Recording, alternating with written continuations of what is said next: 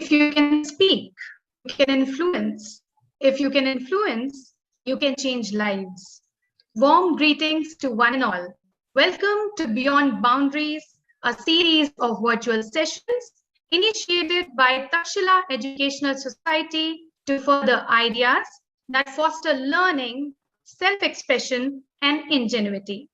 I extend a very cordial and warm welcome to the galaxy of intellectuals, parents, students, and all the viewers on this unforgettable evening of Declamation competition, wherein we all will discover the colors of this event unfold. On this momentous day, let's think of how far we have come and how far we have to go. Along with multifarious struggles and triumphs, there is much more to thrive and much more to express. So let's rejoice in this majestic journey this institution has had up to now. Let's raise our standards to make it even better. Let us take a vow. On the second day of the virtual activity, let's attempt to know the significance of such competitions.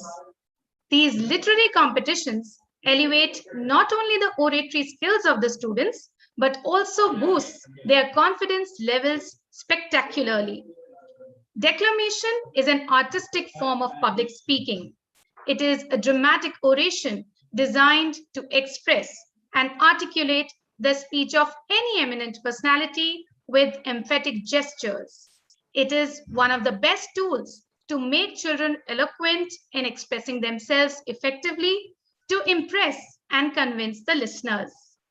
Our young but impressive orators can persuade anyone swiftly and leave a long-lasting impact on your brain and heart. Today, on behalf of Takshila Educational Society, I welcome our well-acclaimed judges, worthy parents, and of course, our irrepressible participants and students from DPS Patna, DPS Pune, DPS Ludhiana, and DPS Coimbatore. Wisdom at the mountain foot sees farther than intelligence at the mountain top. And hence, I hereby introduce our very learned and wise jury for today's competition. Our first judge is Dr. Tasif Hassan, head of the Department of Communicative English and Media Studies from Patna Women's College Autonomous, Patna University. Prior to heading the department, she was an assistant professor in the Department of Communicative English and Media Studies in Patna Women's College since August 2012.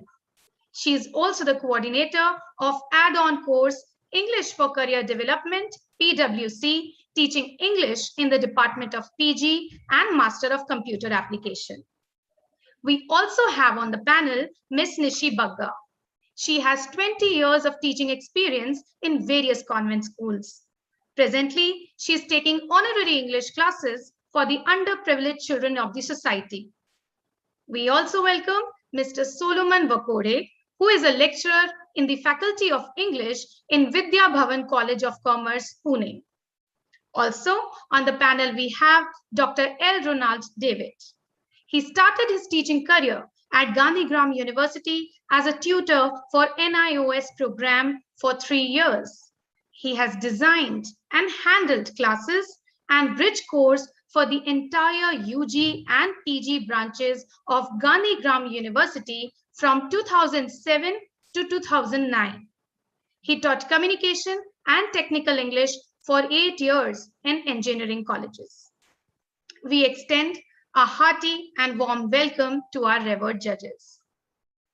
Without courage, we cannot practice any other virtue with consistency. We can't be kind, true, merciful, generous, or honest. On this occasion, I would like to advise all the participants to showcase the true spirit of sportsmanship, as the ultimate victory in a competition is derived from the inner satisfaction of knowing that you have done your best. Remember, for us, every participant here is a winner irrespective of any result. Before we commence, I would like to apprise all our viewers with the theme and rules of the competition, on the basis of which they shall be judged. The theme for today's declamation competition is "The World Rests on Equality and Justice," for which each participant will be given only 3 minutes to speak. The participants must have restrained gesticulation and clear speech. Their pronunciation, fluency, body language, and voice modulation shall also be assessed. With this, we wish good luck to our zealous participants. Our first speaker for today's evening is code D01. D01. Good evening. I'm code D01. Now, I'm going to declaim a speech of Dr. Mrs. Muthulakshmi Reddy, the first woman surgeon in India, preeminent woman legislator, the first chairperson of the State Social Welfare Advisory Board, and the pioneer woman deputy president of the Legislative Council of then Madras Presidency, born in 1886, the days when girls were not even allowed to go to school. Dr. Muthulakshmi, a strong woman, stood against all hurdles and created a history and fought for equality and justice for women. Prosperity of the world rests on equality and justice, especially the equality of men and women.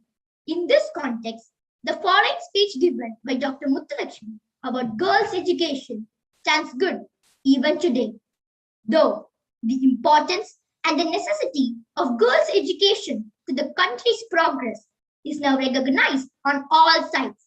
Still, we are too deeply conscious that parents, even rich parents, while they will liberally and willingly spend any amount of money upon the boy's education, the majority of the very same parents will grudge to pay a few rupees as fees every month to their daughters because education is sought for by the majority of people, not for its own sake, not for the culture and enlightenment which true education confers upon individual men or women, but is sought for as a qualification to compete for government posts, carrying big salaries. So much. So parents rightfully think that as girls are not going to be wage earners, and the money spent upon the education will be mere waste. So they will load their daughters with rich dowries rather than spending the money on their education. No doubt, boys, as the future wage earners, have to be trained for making a living. But who would deny that it is a woman that should render the man's life worth living, make him comfortable and happy? And more than that, is even responsible for the training of young minds, future citizens, fathers, statesmen, reformers, and philanthropists. It is my conviction that only when every Indian mother is given the right kind of education, then only she can develop the bodies of her children, nurse their minds with great nation building ideas such as national unity, love, and service to the country, self sacrifice, and self denial qualities that will constitute a great and free nation. Then only India will become great. India will become free and honored among the free nations of the world. Thank you. Thank you, code D01. The next participant for today's evening is code D02. D02. Good evening, everyone. My code is D02, and I am going to declaim a speech by Emma Watson. Today, we are going to launch a campaign called He for She. We want to end gender inequality, and to do this, we need everyone involved. We want to try to mobilize as many men and boys as possible to be advocates for change. The more I spoke about feminism, the more I realized that fighting for women's rights has too often become synonymous with man-hating. For the record, feminism by definition is the belief that men and women should have equal rights and opportunities. I started questioning gender-based assumptions a long time ago, and that's when I decided that I was a feminist. But my recent research has shown me that feminism has become an unpopular word. Apparently, I am among the ranks of women whose expressions are seen as too strong, too aggressive, isolating, and anti-men, unattractive even. Why has the world become such an uncomfortable one? I think it is right that I am paid the same as my male counterparts. I think it is right that I should be able to make decisions about my own body. I think it is right that socially I am afforded the same respect as men. But sadly, I can say that there is no one country in the world where all women can expect to see these rights. My life is a sheer privilege because my parents didn't love me less because I was born a daughter. My school did not limit me. My mentors didn't assume I would go less far. These influencers were the gender equality ambassadors that made me who I am today. They may not know it, but they are the inadvertent feminists who are changing the world today. And we need more of those. Men, I would like to take this opportunity to extend your formal invitation. Gender equality is your issue too. I have seen young men suffering from mental illnesses, unable to ask for help, for fear it would make them less of a man. I have seen men made fragile and insecure by a distorted sense of what constitutes feminism. Both men and women should feel free to be sensitive. They should feel free to be strong. We are struggling for a uniting world. Hence, I invite you to step forward, to be seen, and to ask yourself, if not me, who? If not now, when? Thank you. Thank you, code D02. Now I invite the next participant, code D03. D03. Good evening. My code is D03. I am going to declaim an inspiring speech orated by Emma Watson at One Young World. It was my scary first step as an activist, a word I never imagined that I would use to describe myself.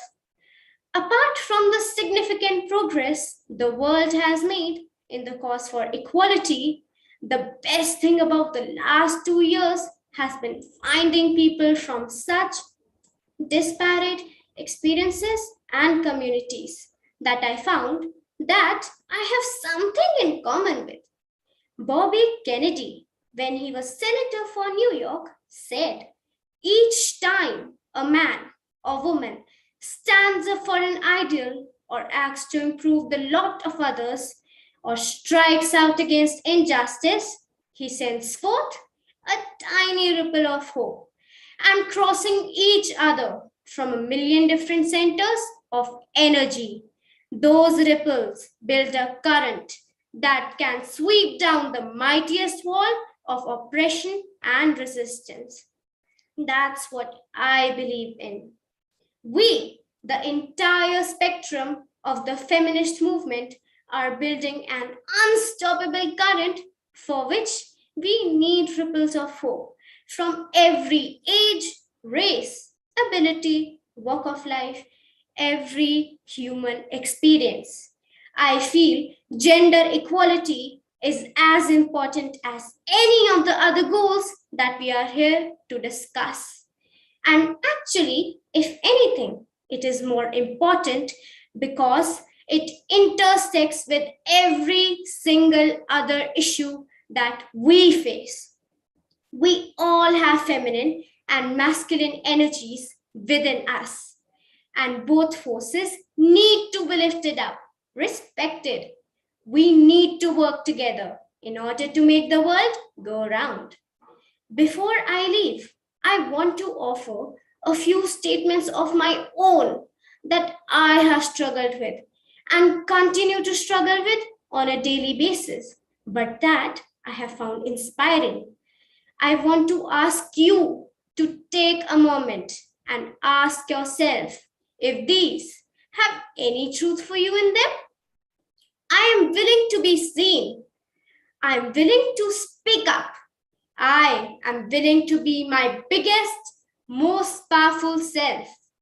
These statements I know that they are at the crux of it all. At the end of the day, and when all is said and done, I know that these are the ways that I want to have lived my life. Thank you. Thank you, code D03. The next participant is code D04. D04. Good evening, everyone. I'm code D04, wish to declaim a famous oration of the former president of South Africa, Nelson Mandela, which revolves around the theme, "The world rests on equality and justice." And the name given to the speech is "I am prepared to die." The time comes in the life of any nation when there remain only two choices, either submit or fight. That time has now come to South Africa. We shall not submit that we have no choice but to hit back by all means in our power, in defense of our people, our future, and our freedom. Who will deny the 30 years of my life have been spent knocking it away, patiently, moderately, and modestly at the closed and barred door? What have been the fruits of moderation? The past 30 years have seen the greatest number of laws restricting our rights and progress. Until today, we have reached a stage where we have almost no rights at all. I have done whatever I did, both as an individual and as a leader of my people, because of my experience in South Africa and my own proudly felt African background, and not because of what any outsider might have said. Africans who today tend to equate freedom with communism. Our fight is against real and not imaginary. Their struggle is a truly national one. At this time, however, the decision was taken to protest against apartheid by peaceful but unlawful demonstrations. More than 8,500 people went to jail. The whites failed to respond by suggesting change.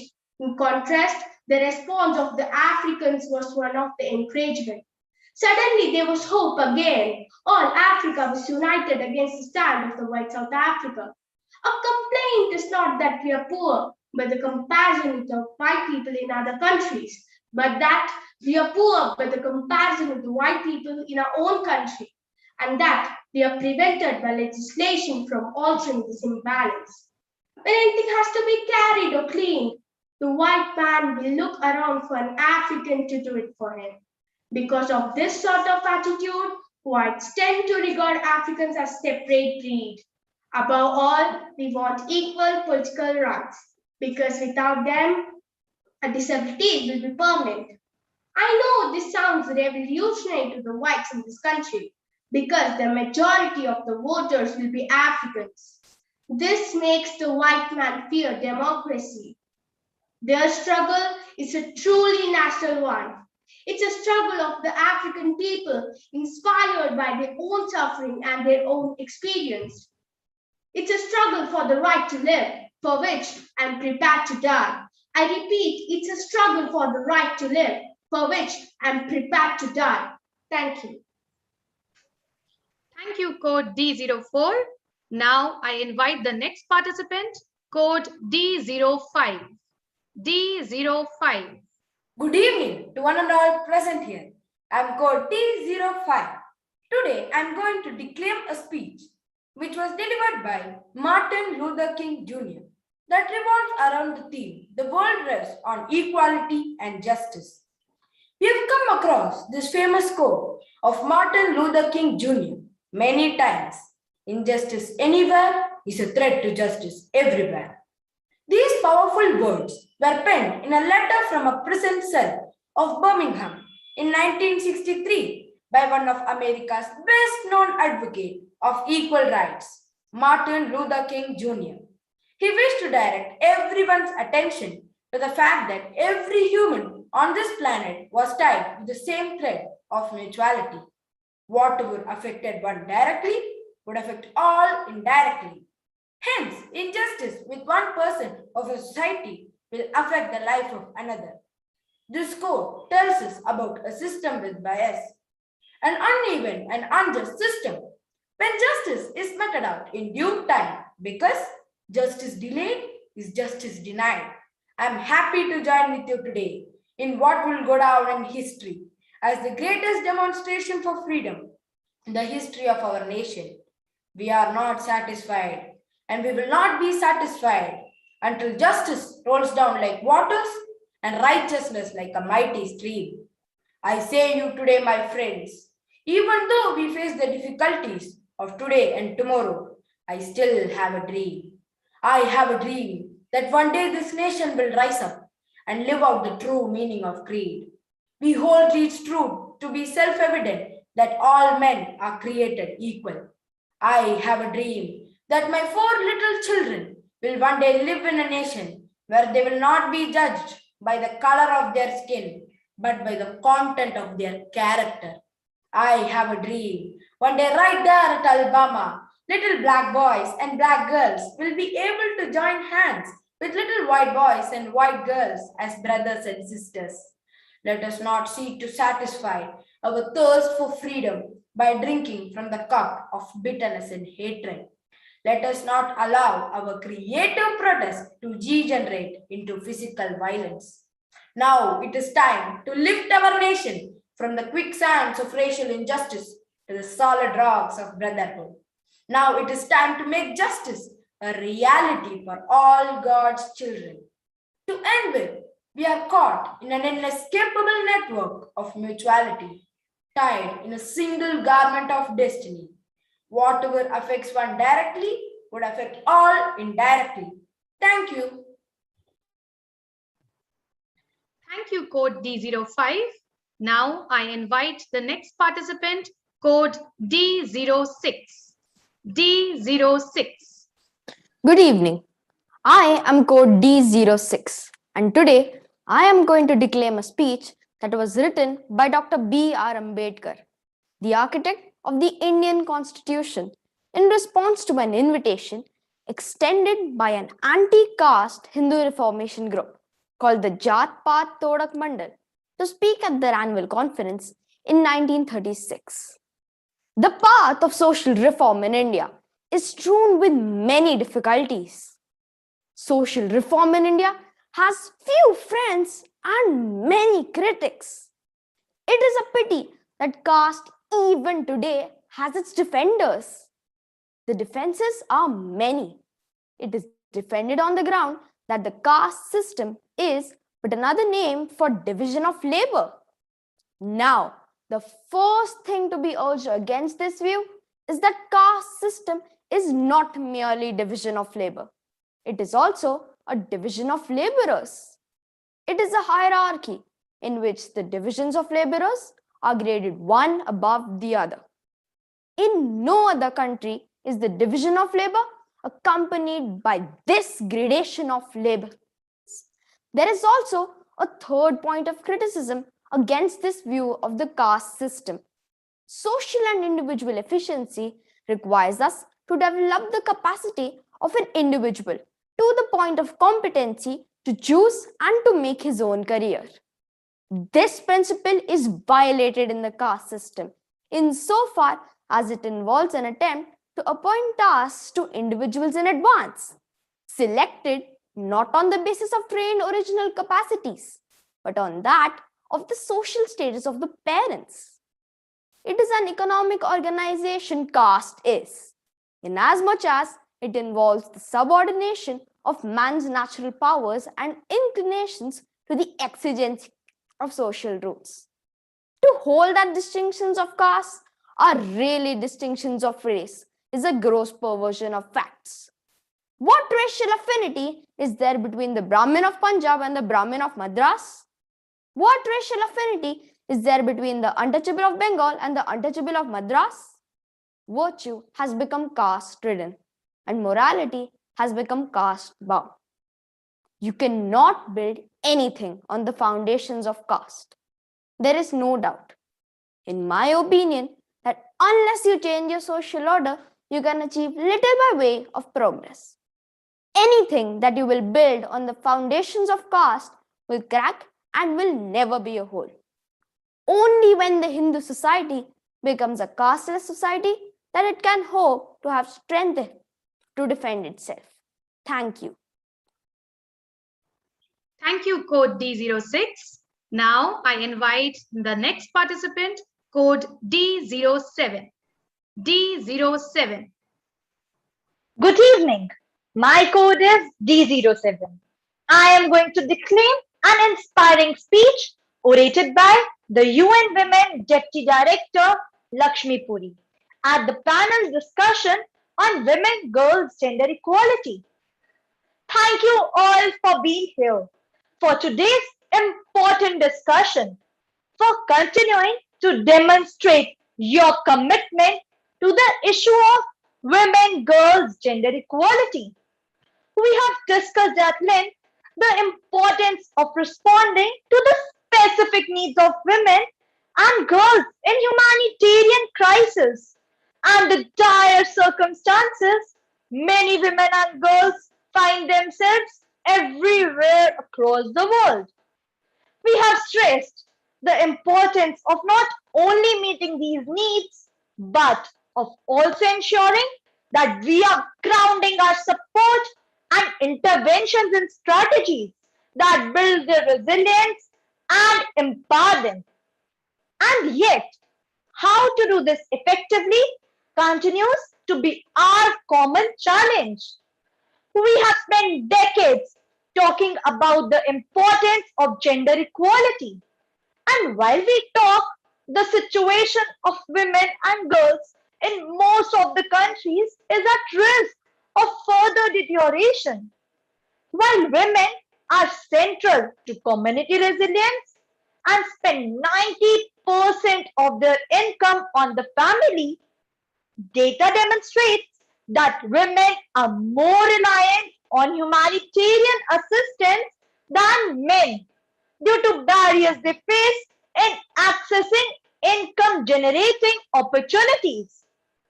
I must pause here to remind us all of what no one in this room needs reminding of, that fundamentally, to promote gender equality and women's rights, we need to bring stronger rules and their implementation in a just way.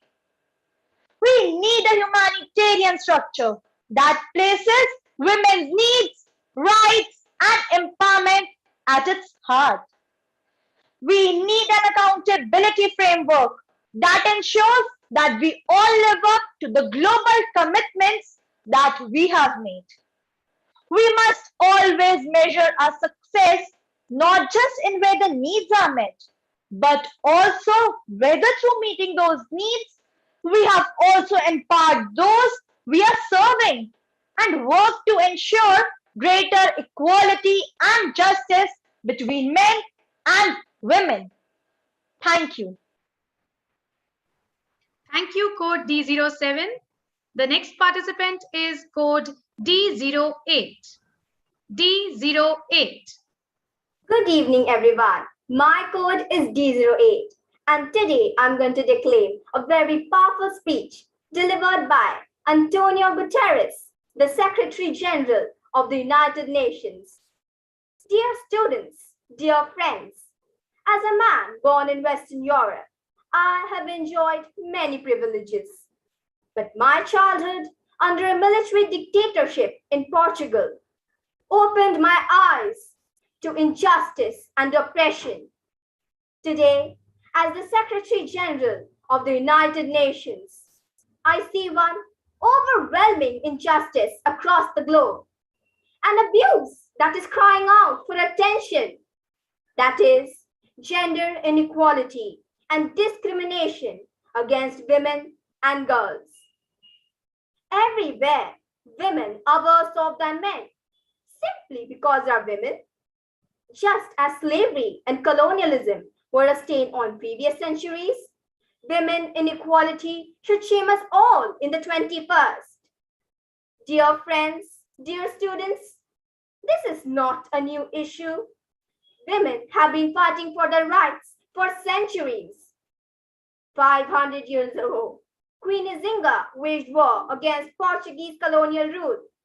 Today, young women like Malala Yousafzai and Nadia Murad are breaking barriers and creating new models of leadership. But despite these advances, the state of women's rights remains dire. From government to award ceremonies, women are still excluded from the top table. Default man thinking even extends into space. No woman has walked on the moon, although women mathematicians played an essential part in putting men there. Trillions of dollars are spent every year on peace and security. But we should be asking, whose peace? Whose security? Dear students, dear friends, gender equality is a question of power. Power that has been jealously guarded by men for millennia. We must urgently transform and redistribute power if we are to safeguard our future and our planet. It is time to stop trying to change women and start changing the systems that prevent them from achieving their potential. Our power structures have evolved gradually over thousands of years. One further evolution is long overdue. The 21st century must be the century of women's equality. Let us all play our part in making it so. Thank you. Thank you, code D08. The next participant is code D09. D09. Good evening. My code is D09. I am going to declaim a powerful speech orated by Hillary Clinton at Amelia Pica's Now Speak installation. If women have a chance to work and earn as full and equal partners in society, their families will flourish. When families flourish, communities and nations do as well. That is why every woman, every man, every child, every family, and every nation on this planet does have a stake in the discussion that takes place here. I have met women who helped lead the struggle and are now helping to build a new democracy. I have met with the leading women who are working every day to promote literacy and better healthcare for children in their countries. Women around the world are giving birth, raising children, cooking meals, running companies, and running countries. Yet many are denied the right to go to school by their own fathers and brothers. Speaking to you today, I speak for them. We must respect the choices that each woman makes for herself and a family. Every woman deserves a chance to realize her own God-given potential. Let it be that human rights are women's rights, and women's rights are human rights, once and for all. Let us not forget that among those rights are the right to speak freely and the right to be heard. Now it is the time to act on behalf of women everywhere. Families rely on mothers and wives for emotional support and care. Families rely on women for labor in the home. Increasingly, families rely on women for income needed to raise healthy children and care for other relatives. As long as discrimination remains everywhere in the world, as long as girls and women are valued less fed last, overworked, underpaid, not schooled, and subjected to violence in and outside their home, the potential of the human family to create a peaceful, prosperous world will not be realized. Can we create a world in which every woman is treated with respect and dignity? Every boy and girl is loved and cared for equally, and every family has a hope of a strong and stable future? That is the work before you. That is the work before all of us who have a vision of the world. Thank you. Thank you, code D09. Now I invite the next participant, code D10. D10. Good evening. My code is D10. I'm going to declaim a powerful and inspiring speech by Dr. Vandana Shiva, which was presented at Navdanya International Webinar. We celebrate International Mother Earth Day to reaffirm our commitment to promote harmony with nature, to achieve a fair, just, sustainable, and equitable society. We will only preserve Mother Earth through a paradigm shift from a human-centric society to an Earth-centered global ecosystem. This requires us to engage with everyone, including young people who will inherit this planet. Education is critical to safeguard Mother Earth. Training courses on harmony and laws of Mother Earth will be essential in creating a resilient world for everyone, everywhere. The Bacons and the Descartes, the Locks and the Adam Smiths were demonstrating that we are separate from nature and nature is dead. But for me, the rights of Mother Earth are removing those blinkers and recognizing nature is alive. The best of science recognizes it. That's why James Lovelock called her Gaia. I repeat, Gaia, the soul of Mother Earth. She regulates her own climate. Therefore, climate pollution and the disruption of the Earth climate systems is a crime against Mother Earth. We are a part of the Earth and not masters. We are not superior. The Earth has rights, provides everything foundational, not just clothing, not just food, but the air we breathe, the water we drink, the food that nourishes us, the energy that flows, all of this comes from the earth.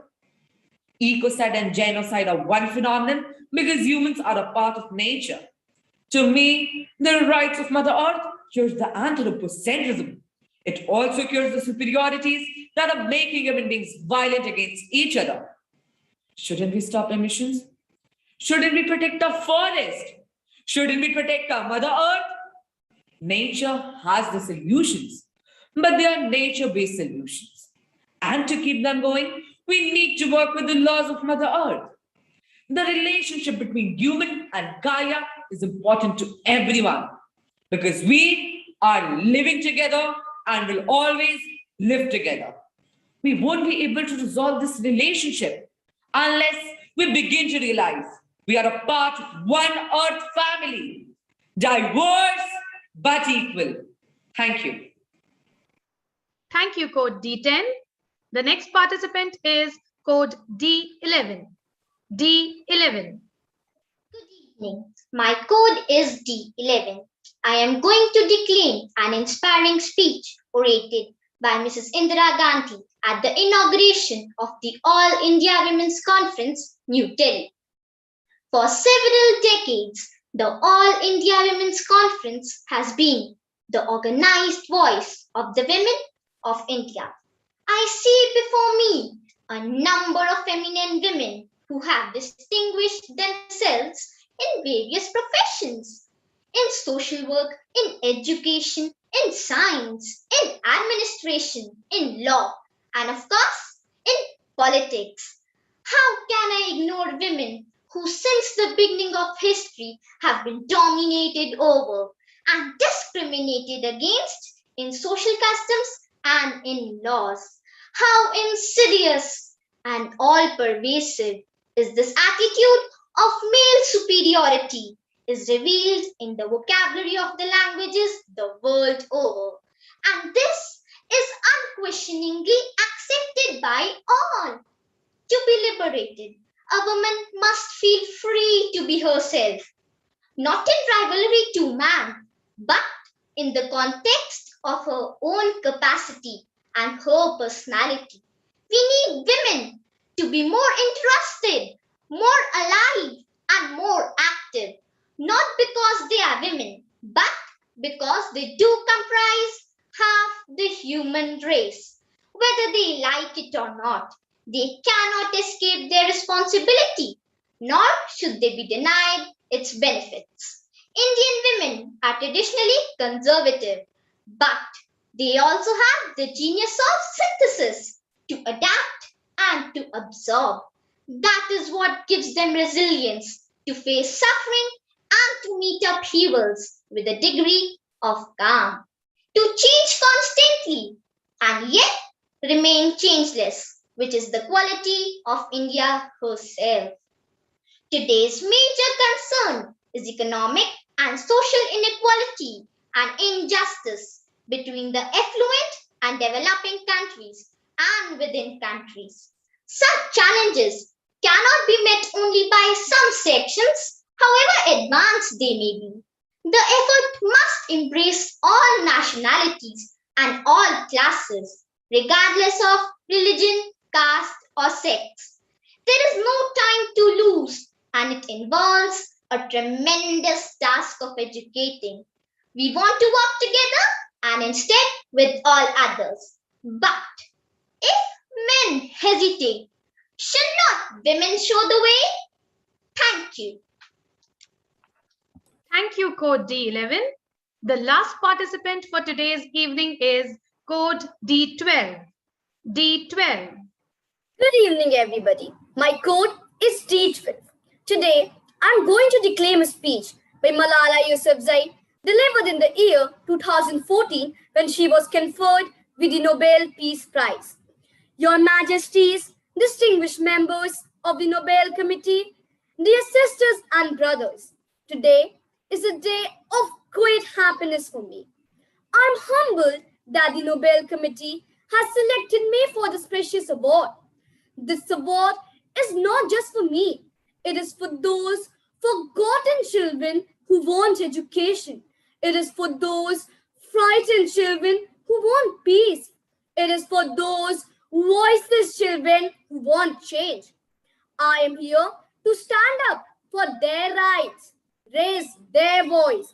People ask me why education is important, especially for girls. My answer is always the same.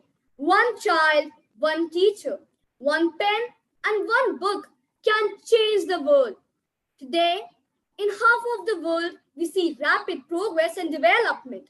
However, there are many countries where millions still suffer from the very old problems of war, poverty, and injustice. We still see conflicts in which innocent people lose their lives and children become orphans. Why is it that countries which we call strong are so powerful in creating wars but are so weak in bringing peace? Why is it that giving guns is so easy but giving books is so hard? Why is it that making tanks is so easy but building schools is so hard? Dear sisters and brothers, dear fellow children, we must work, not wait. Not just the politicians and the world leaders, we all need to contribute. Me, you, we. It's our duty. Let us bring equality, justice, and peace for all. Let us become the first generation to decide to be the last that sees empty classrooms, lost childhoods, and wasted potentials. Let this be the last time that a girl or a boy spends childhood in a factory. Let this be the last time that a girl is forced into early child marriage. Let this be the last time that a child loses life in war. Let this be the last time that we see a child out of school. Let this end with us and let us build a better future right here, right now. Thank you. Thank you, Code D12. Thank you, dear participants, for the enthralling speeches. Don't let your fear of failing win over the joy of participating, as participation is more important than fear of failure. Therefore, I congratulate all the ardent participants for exhibiting their brilliant speaking skills and courage to stand on this platform and face the audience. I would now like to call upon our eminent judges to enlighten us and motivate the participants of today's evening. I would like to first call Dr. Tasif Hassan to share her thoughts. Please, ma'am.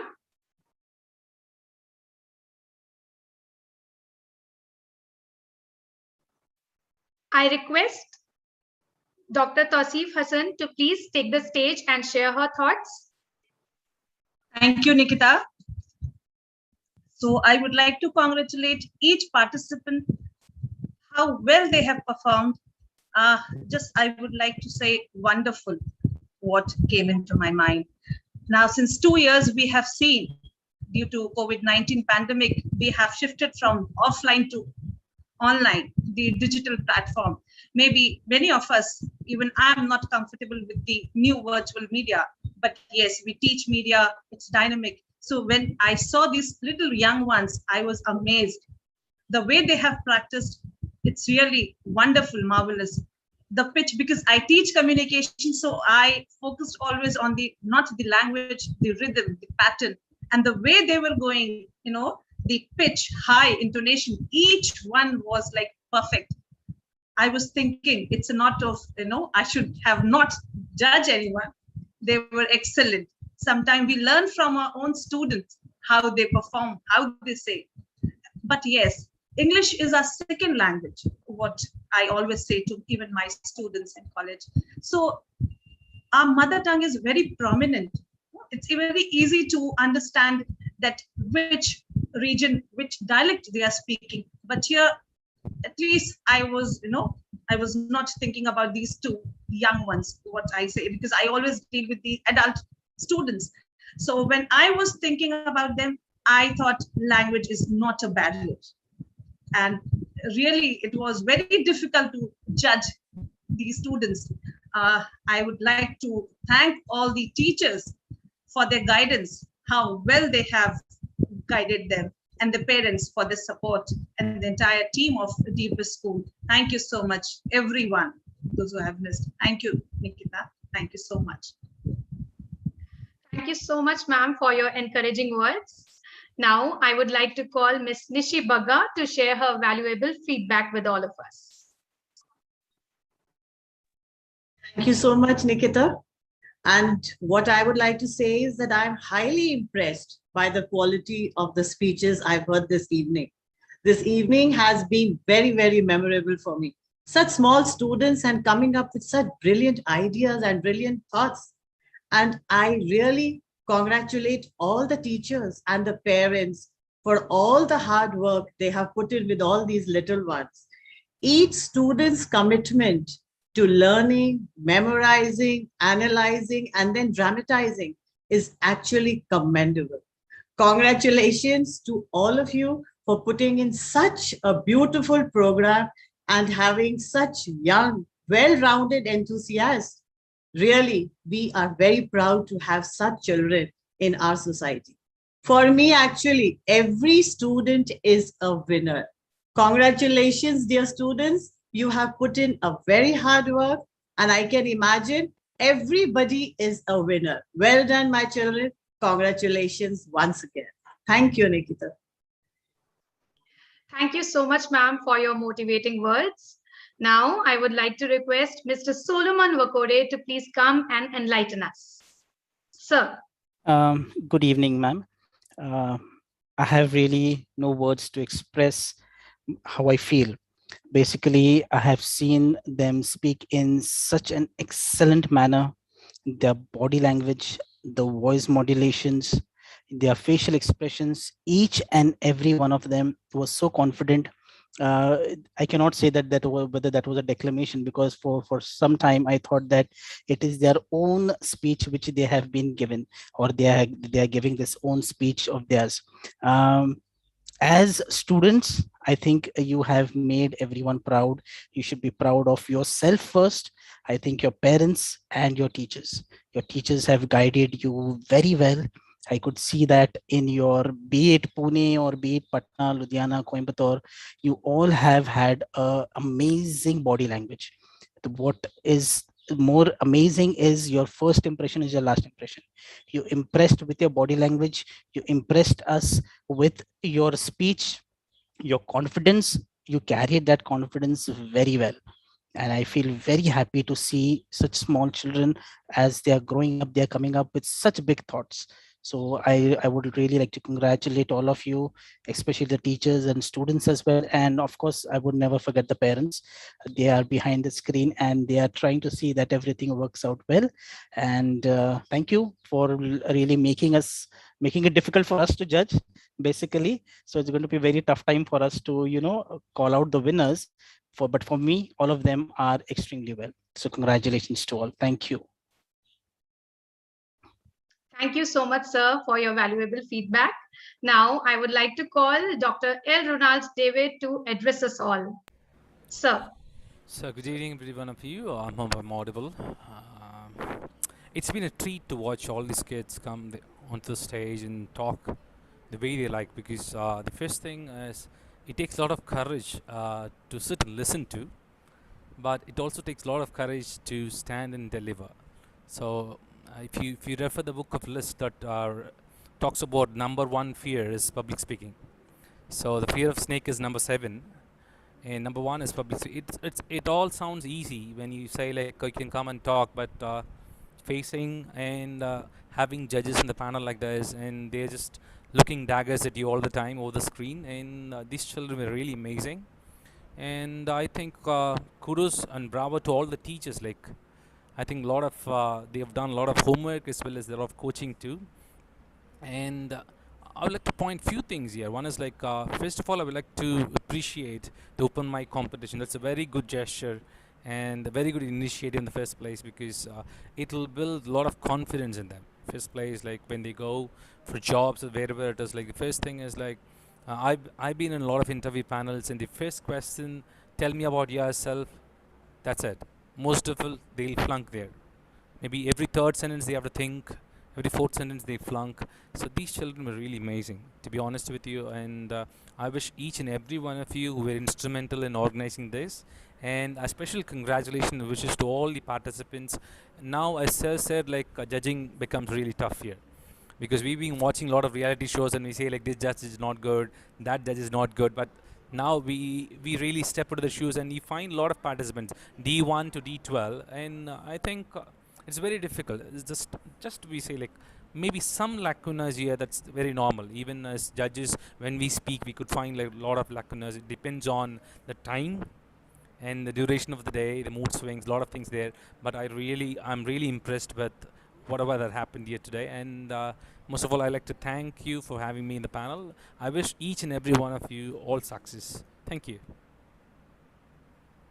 Thank you for your kind words, sir. A million thanks to our kind judges for their enlightening words and thought-provoking ideas. It is said that teachers have 3 loves: love of learning, love of learners, and the love of bringing the first 2 loves together. I take this opportunity to sincerely thank our esteemed judges for sparing their valuable time and guiding our young orators. I also thank the parents for their unwavering, rock-solid support throughout this journey of learning. I would also like to extend our special thanks to all the passionate participants who faced the auditions and showcased splendid performances. We would also like to express and acknowledge the speakers for today. From DPS Patna, we have Akshat Singh, Rishabh Shambhu Oja, and Swapnil Akanksha. From DPS Pune, we have Garvita Miglani, Parthasarthi Ghosh, and Kaustavi Chakrabarti. From DPS Ludhiana, we have Rida Khurana, Manasvi Jain, and Ekam Sodhi. And from DPS Coimbatore, we have J. Kanishka, M. Afshan Fatima, and Anubham Murlidharan. I would also like to mention that the result would be published on the school website shortly. We think too much and feel too little. More than machinery, we need humanity. More than cleverness, we need kindness. Without these qualities, life will be futile and everything will be meaningless. We have the power to make this world a beautiful place to live in, to make it a paradise. Let's all pledge to make this world a better place. Let's pledge to educate each one, as it is the strongest weapon one can use to change the world. With these words, I would like to wind up today's delightful event. With this, I, your host for the day, take your leave with an assurance that we will meet tomorrow once again with yet another riveting event, debate competition. Till then, take care, wishing a great evening to all.